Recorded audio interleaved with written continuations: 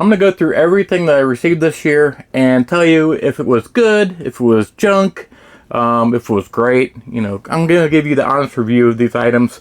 And there's some items on here that, like I said, they were just pure junk. And I'll explain why they were junk.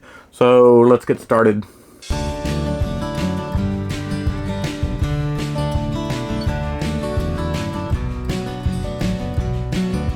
So the first item is an SAE cable, and I love this idea, and I'll explain it why right now. Most RVs already have an SAE cable on their outside. It's just a cable going straight to the battery.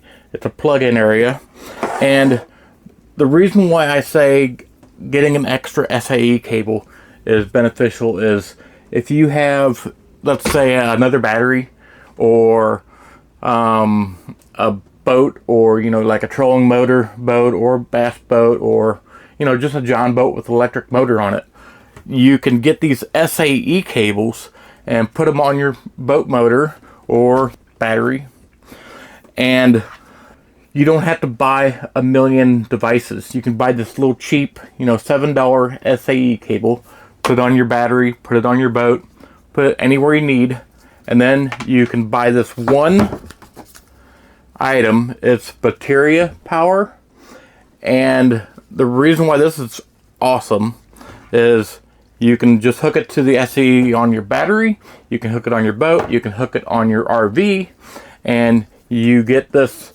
MPPT charge controller, and it'll do I have a 160 watt solar hooked to it. This one does 20 amps of power coming in, so 160 watt solar panel will work great off of this. And the neat thing is you don't have to buy extra solar panels for all your devices. A battery, if you have a little John boat or your RV, you can buy one MPPT charger that's separate, and you can plug that into your battery, your boat, your RV, and then plug your little 160 watt external solar panel to this and charge up all your devices. So I can just plug it up and leave it outside for a while to charge this up. I can unplug this, plug it into the boat, the John boat, charge that up, or if I need to get a little extra power when I'm on a campsite, I can plug this to the RV and charge it up. I don't have to buy all these extra solar panels, extra MPPT charge controllers, when it's just a $7 plug that handles it all. So, love SAE cables. Another thing, this is the fire starter sticks. So the reason why I like this, and I know a lot of people think, oh, you're kind of getting a little lazy out there. When you're making a fire, let's be real on this. You don't want to spend an hour, blowing at a flame, trying to get the thing going, working your butt off just to make a fire. Let's be honest. You can take these things, and I generally just break off 3 of them, light it on fire. It lights quick with a lighter.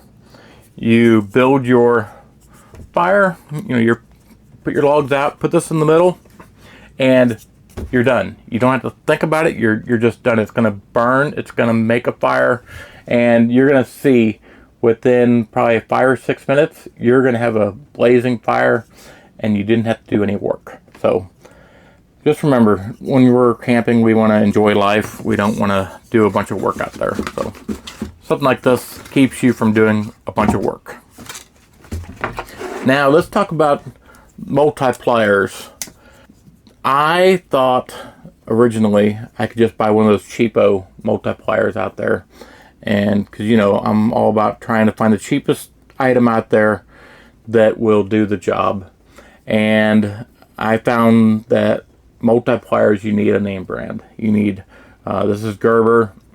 Now you don't have to buy the most expensive one out there. This one is pretty cheap. I'll show you the price right here.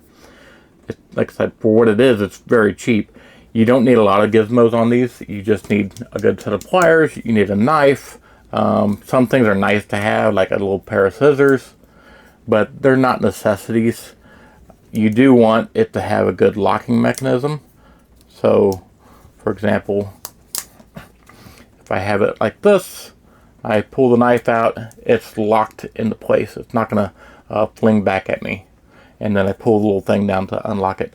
Another thing I do like about this is I don't have to open it up to access the knife. I can just pull it out of the pocket. I got a knife right there. Fold it back in. There's no, unfolding it to get access to the knife. I do like that. Now the other gizmos, like a screwdriver and things like that, they're nice to have, but you don't need it. I mean, it's not necessary. It's nice, but a knife, pliers, that's the things you need. So probably my best purchase this year is this fire pit. And you can see a little picture right here of it being set up. I love this, not because, your campsite won't have a fire pit. Most campsites do have fire pits. But the locations aren't always the greatest, or they're little tiny, wheel fire pits. They're not the greatest for actually making a safe fire in. And just the locations sometimes really suck. They're, tucked away really far off, or you're going boondocking and there is no fire pit. So I love this. It's clean, it's safe, it's a real fire pit, so it's not a safety thing, and it's clean, easy to clean up. Because it's open on the bottom, it can actually radiate a lot of heat out to the bottom, so you kind of get warm all around. And like I said, when you're doing group activities with a bunch of buddies, it's nice to bring something like this. So I love that for that. Now, you need a good kitchen knife. This is, it's not big, it's not small, it's kind of on the medium size. Just a cheap, I think it was like $7 kitchen knife. Got the steel going all the way through the handle. And just a good kitchen knife. You don't need to spend a ton of money on one, but enough that you get a good one. This is a nice to have. You don't have to have something like this, but it's a Bluetooth speaker. I found it online. It was cheap. It had a ton of bass, and the reason why I got this is I want to do theater night with the girls, and I can put a little screen outside, hook this up, and then I can have like a outside movie theater, and this will bring the sound to the outside. It's got a good bass to it, so that's what this is for. I did want to add one more point to the Gerber. I bought some of the cheap ones out there that had great reviews online, and they sounded really great, but the problem I had with them was quality control. So where they join together right here, where the pliers join, there was hairline cracks there, or there was little hairline cracks here, so the metal was poor quality. It just wasn't x-rayed or whatever they need to do to it to check to see the quality, and it was just poor quality. I would squeeze it and the pliers here would just snap off. So that's the reason why I say you need a name brand. I just wanted to make sure that people knew that real quick. This is a really nice to have item. This is a 30 amp, because my RV is a 30 amp, to a 110. It's very simple. I just plug it into the RV. I can now run a 110 extension cord to the RV. It's those times whenever you're mooch stocking, or you only have a 110 option at your campsite, or you run a generator to it. So got a couple options for that, but I like it because it's cheap and it does the job really well. So I have my inverter in this cabinet. It's in the bottom of this cabinet. That's just below the sink and everything, and you get a hum from it. Now what you do is you buy this Silas sound deadening pad. It's material, and it's aluminum pad, and it's got the rubber inside. What this does, it doesn't stop bass sounds, but it will stop high frequency sounds, so higher pitched noises. And you can see in there I have the sound deadening everywhere, all around. It stops that hum noise that you get from an inverter. So put an inverter in there or under your bed, put this sound deadening stuff around it, and it will stop you from hearing that hum from the inverter. So this is actually two devices I bought. It is a it's got USB here, and it's got an on-off switch, and I have a USB here. It's 4 ports here. And the reason why this is two items is I bought it with this. It had an empty port and it had a switch, and you want a toggle switch. The empty port, I was able to buy this USB port here for it, where I can have extra USBs. But you want a toggle switch because everything in an RV draws power. Everything. Even these little tiny USB power sources will draw power when not in use. So I say have a toggle switch on anything that's 12 volt so you can turn it off and it won't draw power on your RV.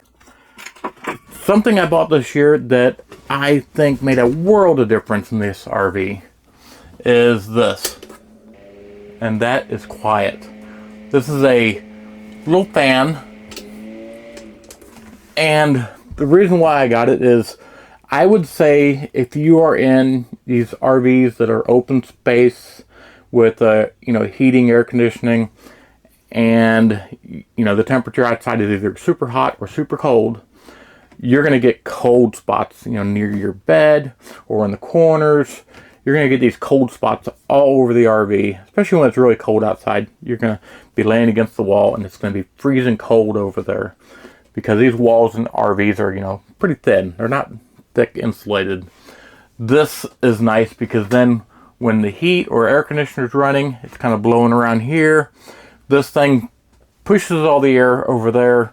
So I think anything from like a 24 or 23 foot RV to a smaller RV, this is great because it circulates the air and I don't get that cold spot over there. And if you have an open, RV with, bunks or whatever, or just your bed is inside the main cabin area, you probably know what I'm talking about, where you get those cold, zones in the wintertime, or it's hot against the wall. So love that fan, and it's quiet. That's why I love it too. Now, I originally bought a fan and I put it next to my bed. I regret that now because the fan over your head is really annoying. It's noisy, and I thought I'd need it there. It's just, right over my head. Noisy, really annoying. So if it's over here, you don't hear it. It's quiet over here, and it just kind of blows air over towards your bed area. So it is currently pouring down rain outside, so I can't really show you this outside. But this is one of those zero gravity chairs, and for camping, this is awesome. It's got little locks, so you can lock it in place, and it is like having a recliner when you're outside. This is the best. I can kick back. I'm 6'4", and I can go to sleep in this thing. So I really believe in having a nice chair when you're camping. Zero gravity chair is the chair to have. It's just, I can go to sleep in this thing. And when you're going camping, it's all about relaxation, getting into nature, and a zero gravity chair is a win-win for me.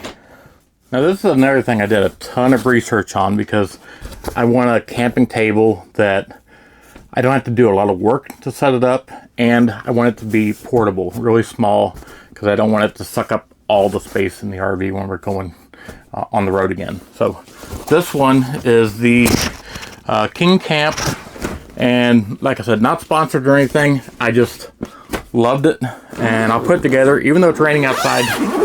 Let's put this thing together real quick. So you can see that's the tabletop. So we're going to set this up inside the RV, and I'm going to show you how easy it is to set up. You just pull these out, lock. It's a big table, and these things